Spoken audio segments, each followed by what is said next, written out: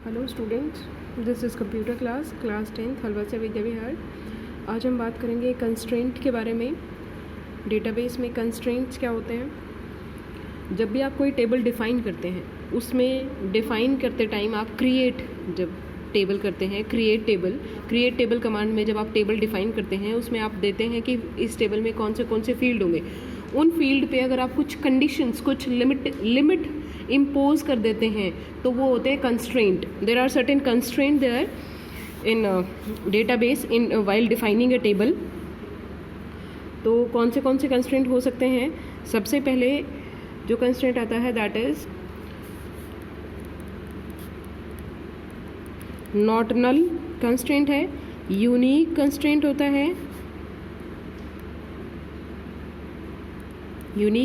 होता है, default constraint होता है,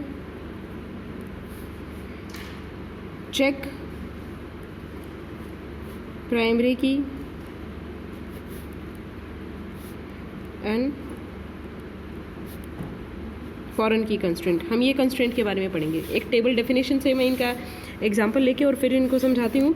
मान लो आप कोई टेबल डिफाइन कर रहे हैं, टेबल क्रिएट कर रहे हैं यूजिंग क्रिएट कमांड। सो क्रिएट टेबल जैसे स्टूडेंट है, ठीक है, क्रिएट टेबल का नाम स्टूडेंट। यहाँ पे फिर हम फील्ड्स देंगे। फील्ड मान लो हमने पहला फील्ड लिया है एडमिशन नंबर। पहले फील्ड का नाम लेते हैं हम, फिर उसका स्पेस और फिर उसका डेटा टाइप मैंने लिया है वो इंटीजर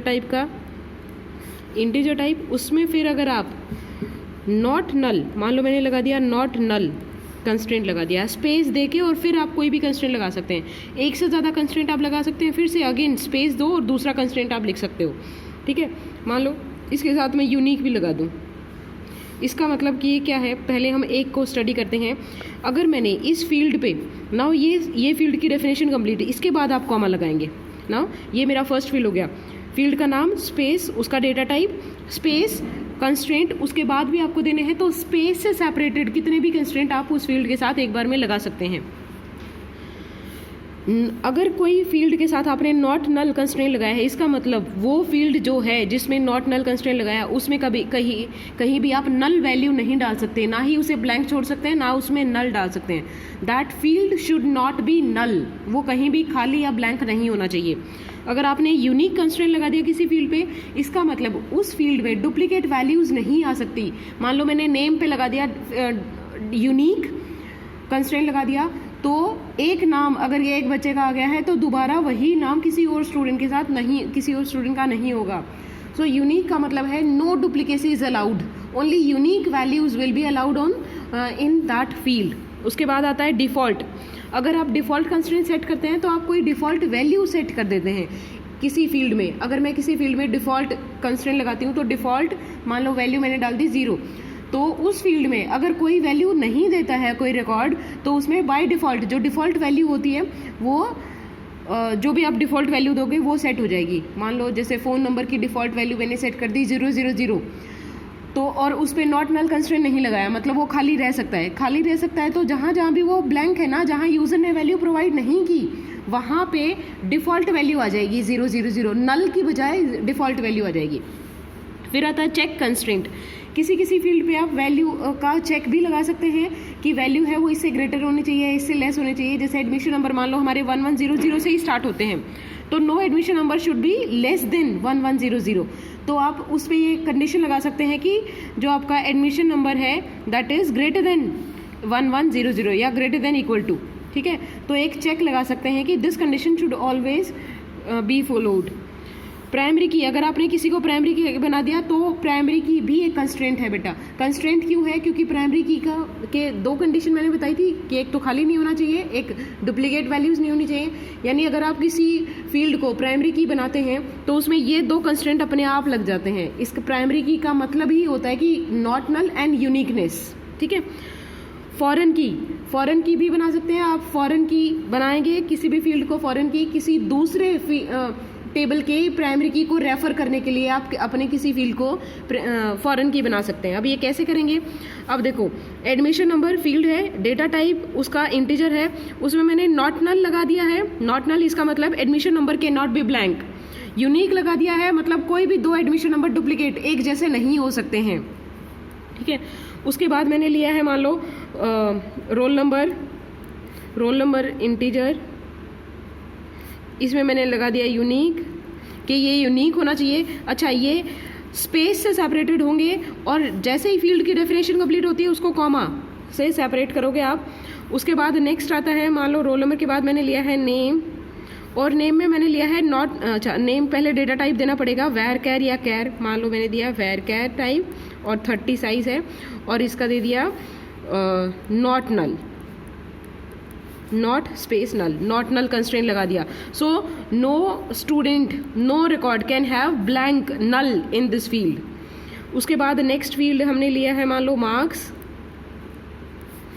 या परसेंटेज आप ले सकते थे, ये मैंने लिया है डेसिमल डेटा टाइप, और इसमें लगा दिया कंस्ट्रेंट लगा दिया मान लो हमारे पास जो टेबल है उसमें सिर्फ पास, जो पास स्टूडेंट पास हैं उन्हीं का हमारे पास रिकॉर्ड है, और पास वो हैं जिनके मार्क्स 33% से 33 या 33 से अबव हैं, ठीक है।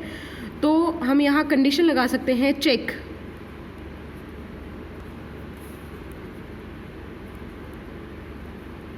Marks greater than equal to 30, ये इसमें ग्रेटर देन इक्वल टू इस तरह से लगता है बेटा 33। तो मार्क्स डेसिमल डेटा टाइप है, कंस्ट्रेंट ये लगा दिया कि check marks greater than equal to 33। अगर कोई उसमें मार्क्स एंटर कर रहा है और गलती से वैल्यू गलती बाय मिस्टेक या इंटेंशनली भी अगर वो मान लो 20 वैल्यू एंटर कर रहा है तो that should not be allowed, तुरंत वो मैसेज दे देगा कि this is not a valid value and please enter a valid value and the valid value is about equal to और ग्रेटर देन 33। उसके बाद नेक्स्ट आता है, नेक्स्ट जो आपका कंस्ट्रेंट है वो है प्राइमरी की और फॉरेन की, ये और मैं बताऊंगी। उसके बाद मान लो आपका जो नेक्स्ट है आपका फादर नेम, ये भी मैंने लिया है वेर कैर, और इसको भी मैंने रखा है नॉट नल, ठीक है। और ये लास्ट फील्ड था तो इसमें यहाँ पे कॉमा नहीं लगेगा, लास्ट में सेमीकोलन, ठीक है। So this is how this definition is completed. यहाँ पे मैंने ये और ये सारे कंस्ट्रेंट लगा दिए हैं। उसके बाद आता है प्राइमरी की कंस्ट्रेंट। मान लो किसी फील्ड पे मुझे प्राइमरी की कंस्ट्रेंट लगाना है, अगर हाँ जैसे नॉट नल मैंने यहाँ भी कर लिया, यहाँ भी कर लिया, यहाँ भी कर लिया, एक से ज़्यादा जगह लग सकता है। एक टेबल में एक ही प्राइमरी की होती है, एक से ज़्यादा प्राइमरी की नहीं पॉसिबल है। तो प्राइमरी की कंस्ट्रेंट आप किसी एक फील्ड पे ही लगा सकते हो, एक से ज़्यादा पे नहीं लगा सकते। कैसे? मान लो यही वाली ली है मैंने, क्रिएट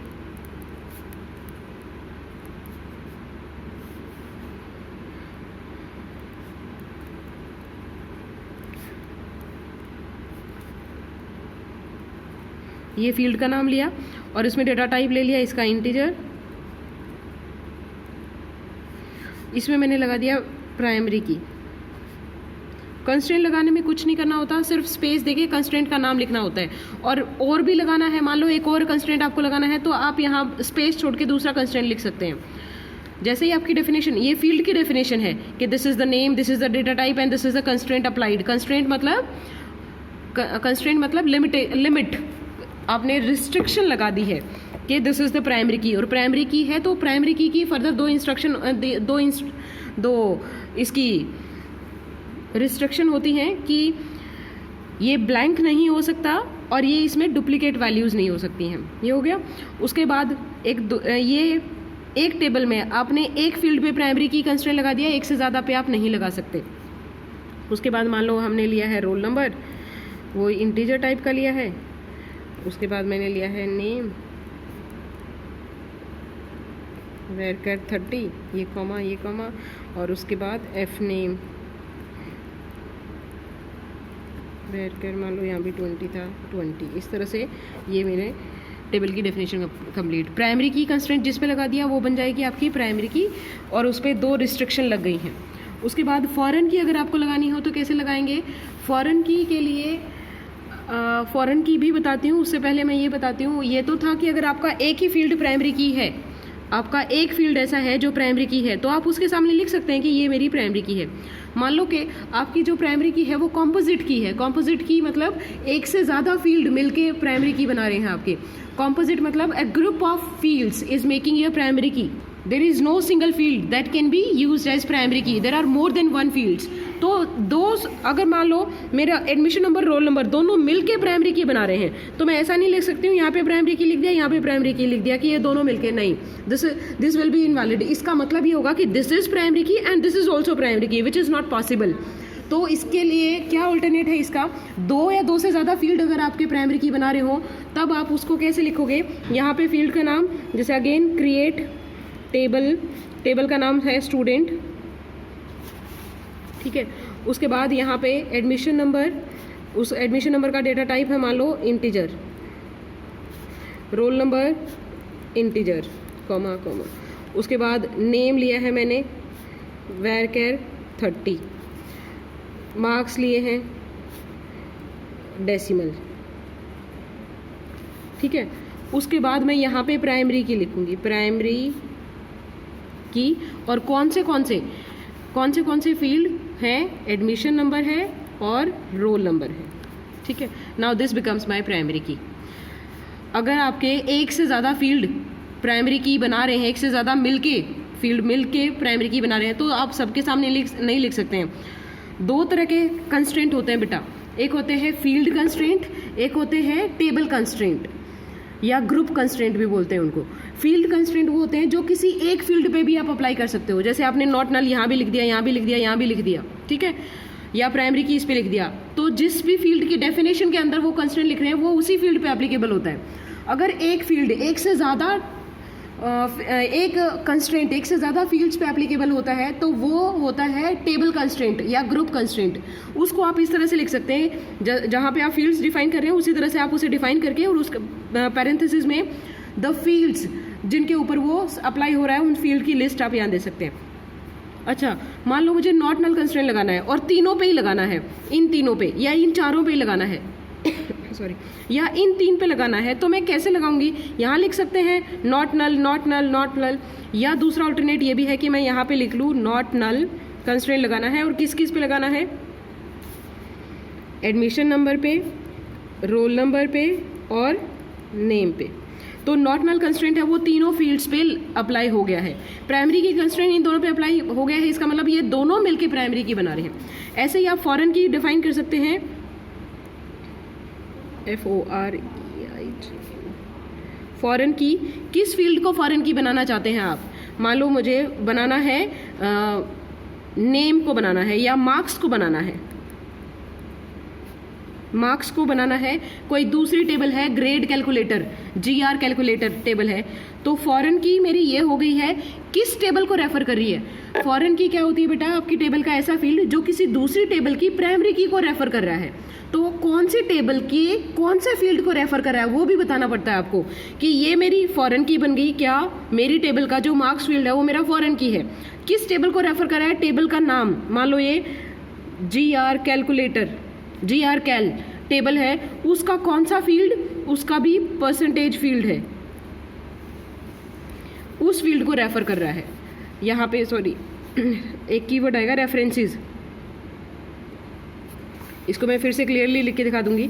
तो इस तरह से आप फॉरेन की डिफाइन कर सकते हैं। ये डेफिनेशन कंप्लीट, उसके बाद ये अच्छा, ये यहाँ पे कॉमा, यहाँ पे कॉमा, इसके बाद कॉमा नहीं आएगा, ठीक है। ये एक फील्ड उसकी डेफिनेशन, ये दूसरे फील्ड की डेफिनेशन, थर्ड फील्ड, ये कॉमा है बेटा यहाँ पे डॉट समझाते हुए लग गया है। ये फोर्थ फील्ड की डेफिनेशन, उसके बाद प्राइमरी की कौन से फील्ड पे अप्लाई है, कॉमा, फिर ये नॉट नल कंस्ट्रेंट इन पे अप्लाइड है, कॉमा। इस तरह से ये सारे कंस्ट्रेंट अप्लाई हो गए हैं। जैसे हमने एम्प्लॉय टेबल किया था, आपको ध्यान हो, एम्प्लॉय टेबल में हमने डिपार्टमेंट, जब मैंने फॉरेन की समझाई थी तब बताया था कि डिपार्टमेंट टेबल में D नंबर और आपकी एम्प्लॉय टेबल में डिपार्टमेंट जो या D नंबर है फील्ड, वो दोनों आपस में रिलेटेड हैं। एम्प्लॉय टेबल है, उसमें आपका एम्प्लॉय नंबर है, ई नेम है, और इसमें और कई फील्ड हैं और एक D नंबर फील्ड है, ठीक है। इस तरह से यहाँ पे एक डिपार्टमेंट टेबल है और उसमें D नंबर है, D लोकेशन है, D मैनेजर है, इस तरह से। तो ये जो D नंबर फील्ड है ये एम्प्लॉय टेबल की फॉरेन की है जो डिपार्टमेंट टेबल के D नंबर फील्ड को रेफर करती है। तो ये मैं कैसे डिफाइन करूंगी, ये वैसे ही क्रिएट टेबल एम्प्लॉय और उसमें फिर फील्ड के नाम, जैसे ई नंबर है उसका डेफिनेशन है कि ये कैर टाइप का होगा, कैर 20 या कैर 10 इस तरह से, या किस तरह का होगा, सारे फील्ड्स की डेफिनेशन। और उसके बाद फॉरेन की किस तरह से डिफाइन करोगे आप,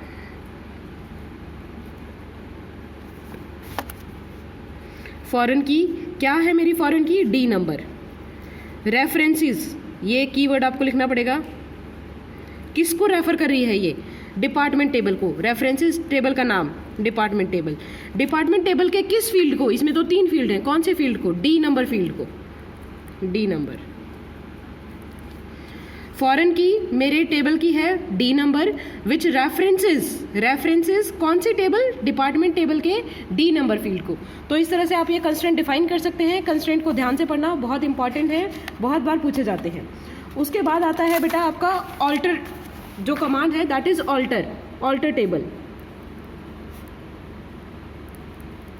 ऑल्टर टेबल किस लिए यूज किया जाता है, टेबल के डिजाइन को चेंज करने के लिए। डिजाइन को चेंज कैसे करेंगे, कोई फील्ड है उसको चेंज करना है, फील्ड को चेंज मतलब या तो आप फील्ड का नाम चेंज करोगे, या उसका डाटा टाइप चेंज करोगे, ठीक है, या उसमें कंस्ट्रेंट है वो चेंज करोगे, या तो फील्ड का नाम चेंज करोगे।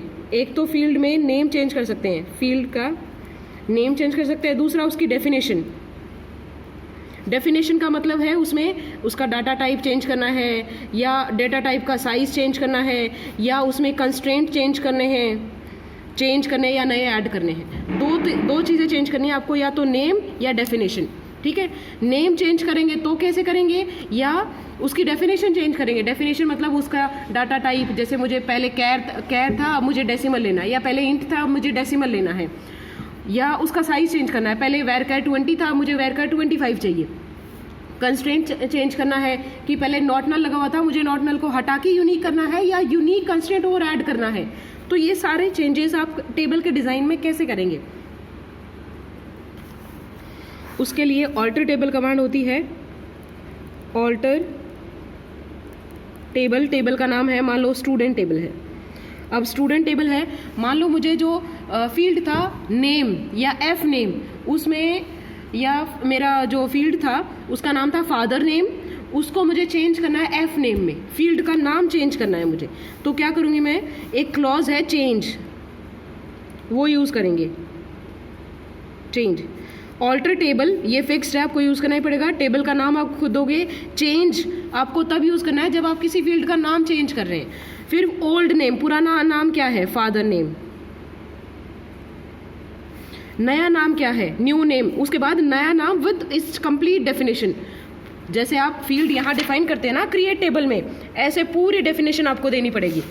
जो जिसको भी आपको चेंज करना है उसका एग्जिस्टिंग कोई नाम होगा वो नाम देना है। मुझे फादर नेम फील्ड है उसको चेंज करना है, क्या चेंज करना है, उसकी नई डेफिनेशन क्या है, एफ नेम फील्ड का नाम होगा, उसका डाटा टाइप होगा वेरकैर 20, और उस पर नॉट नल मुझे कंस्ट्रेंट लगाना है। पुराना नाम और नए फील्ड की पूरी डेफिनेशन, यानी इसको जो नया नाम आप दे रहे हो उसका नाम, उसका डाटा टाइप, मान लो हो सकता है इसका साइज है वेरकैर 15 हो, वो आप चेंज कर सकते हैं, वो उससे कोई फर्क नहीं पड़ता। आप पुराना नाम दे रहे हैं उसके बाद नया नाम दे रहे हैं, नए नाम के साथ नई डेफिनेशन आप दे सकते हैं। या सिर्फ आप इतना भी कर सकते हैं, ओल्ड नेम और न्यू नेम, उसमें डेफिनेशन पहले वाली ही रहेगी, ठीक है। डेफिनेशन मतलब उसका डेटा टाइप कंस्ट्रेंट जो भी है। दूसरा क्या कर सकते हैं, ये तो हमने नाम चेंज किया। दूसरा आपको सिर्फ डेफिनेशन चेंज करनी है, नाम नहीं। डेफिनेशन में या तो आपको डाटा का टाइप चेंज करना है, या आपको साइज चेंज करना है, या कुछ नए कंस्ट्रेंट ऐड करने हैं। तो कैसे करेंगे, अगेन ऑल्टर टेबल, टेबल का नाम स्टूडेंट। अब आपको मॉडिफाई करना है, किसी चेंज नहीं करना है आपको फील्ड का नाम, आपको एग्जिस्टिंग फील्ड वही रखना है, उसमें कुछ या तो उसका डेफिनेशन चेंज करनी है, तो मॉडिफाई। अब की बार चेंज क्लॉज नहीं यूज करेंगे हम, मॉडिफाई क्लॉज यूज करेंगे। मॉडिफाई फील्ड का नाम, कौन से फील्ड को मॉडिफाई करना चाहते हैं। मान लो मुझे जो नेम फील्ड था वो पहले था कैर 20, एक तो मुझे उसका डाटा टाइप भी चेंज करना है, कैर नहीं वेरकैर रखना है, और वेरकैर के साथ साथ मुझे उसका साइज भी चेंज करना है। या आप सिर्फ अभी डाटा टाइप चेंज का देख लो या साइज चेंज का देख लो कि पहले वेरकैर 20 था, मुझे वेरकैर 25 करना है। तो फील्ड का नाम, मॉडिफाई फील्ड का नाम आपका है नेम। उसका मुझे सिर्फ डेटा टाइप है वही रखना है, लेकिन साइज़ चेंज करना है। पहले varchar 25 था, अब मुझे varchar 30 करना है। ठीक है, तो ये कर दिया बस। ये जैसे ही ये कंप्लीट होती है, इसको लास्ट में सेमीकोलन से टर्मिनेट करते हैं। This is my complete command.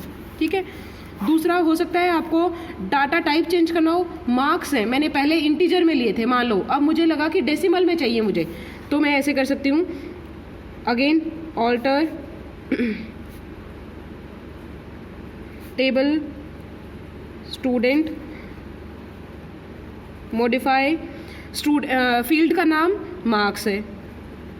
उसके बाद उसका जो डेटा टाइप है वो पहले इंटीजर था, मुझे अब उसका टाइप करना है डेसिमल। उसके बाद चाहो तो बेटा आपने ये मॉडिफाई कर दिया ना, मॉडिफाई करने के बाद फील्ड का नाम देते हो आप कि इस फील्ड को मॉडिफाई करना है। उसके बाद आप जो भी मॉडिफिकेशन करना चाहते हो ना वो यहाँ लिख सकते हो। चाहे आप डेटा टाइप चेंज करो, जैसे यहाँ पे डेटा टाइप चेंज कर दिया, चाहे आप उसका साइज चेंज करो, जैसे साइज चेंज कर दिया, चाहे आप इसमें कंस्ट्रेंट और ऐड कर दो। मान लो उसमें पहले कोई कंस्ट्रेंट नहीं लगा हुआ था, अब आपने नॉट नल कंस्ट्रेंट लगा दिया कि वो कभी भी खाली नहीं रहना चाहिए मार्क्स, तो ये नॉट नल कंस्ट्रेंट भी ऐड कर सकते हो। तो ये वाला जो फील्ड है मार्क्स फील्ड है वो मॉडिफाई हो जाएगा। इस तरह से आप ऑल्टर कमांड है वो यूज़ कर सकते हैं। ठीक है बेटा, इसको ध्यान से पढ़ना, कोई दिक्कत हो तो फ़ोन कर लेना। Thank you.